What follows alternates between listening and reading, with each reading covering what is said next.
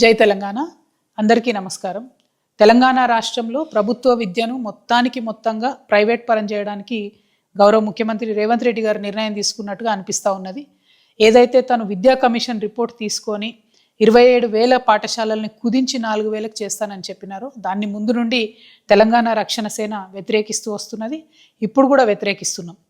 అవన్నీ ఒక పక్కనైతే young India integrated schools కడతామని చెప్పి ముఖ్యమంత్రి గారు ఒక్కొక్క స్కూల్ని దాదాపు 146 కోట్ల టెండర్తోని మరి వేయడం జరిగింది. అందులో 72 స్కూళ్లకు టెండర్ వేస్తే అందులో సగానికి సగం ఓన్లీ 2 సంస్థలకే, మెగా అనే సంస్థకి ఇంకొకటి కేఎంవి అనే సంస్థకి మాత్రమే స్కూల్స్ రావడం జరిగింది.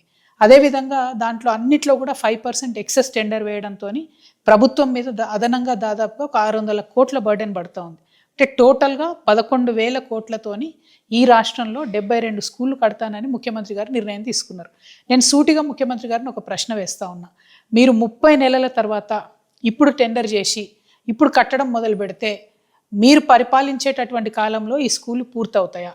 అవుతుందనే నమ్మకం అయితే మాకు లేదు. ఏ స్కూల్స్ చూసినా యావరేజ్గా 2 to 3 years తీసుకుంటున్నారు కన్స్ట్రక్షన్కి. అట్లాంటిది ఇంత పెద్దగా ఒక్కొక్కటి 146 కోట్లతో కట్టేటటువంటి ఈ స్కూల్స్ డెఫినెట్గా మీరు పదవిలో ఉన్నటువంటి కాలంలో పూర్తి కాదు. పైగా మీవి కాన్స్టిట్యున్సీకి ఒకటో, రెవెన్యూ డివిజన్కి ఒకటో పెట్టి అన్ని ఊర్లలో ఉన్నటువంటి పిల్లల్ని తీసుకొచ్చి ఈ స్కూళ్ళల్లో చదివిస్తాం, దానికోసం బస్సులు పెడతామన్నారు.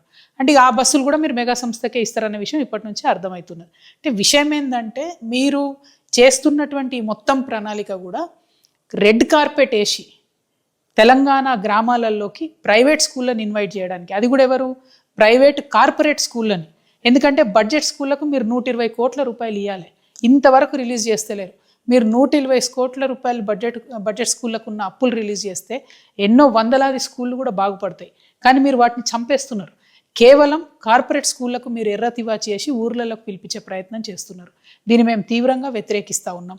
ఈ టెండర్ల విషయంలో కూడా చాలా స్కూళ్లకు ఓన్లీ 2 టెండర్లు 3 టెండర్లు మాత్రమే వచ్చినాయని చెప్తున్నారు. దానివల్ల టోటల్గా ఈ సిస్టమ్ అంతా రింగ్ అయిందని చెప్పి నేను కాదు, వెలుగు పత్రిక రాసింది. ఆ వెలుగు పత్రిక కూడా ఒక కాంగ్రెస్ ఎంపీ గారి పత్రికనే, మరి మాదైతే కాదు. కాబట్టి మరి వెలుగు పత్రిక రాసినటువంటి వ్యాసం చూసైనా ఖచ్చితంగా ఈ టెండర్లో ఏం గోల్మార్ జరిగింది, ఏం జరిగింది అనే విషయం ముఖ్యమంత్రి గారు ప్రజలకు తెలియజేయాలని చెప్పి నేను డిమాండ్ చేస్తూ ఉన్నాను. ఇంకొక మాట, తెలంగాణ రక్షణ సేన పదే చెప్తూ వచ్చింది, బడి ఎంత ముఖ్యమో గుడి ఎంత ముఖ్యమో బడి ఎంత ముఖ్యమని మేము చెప్తూ వచ్చినాం.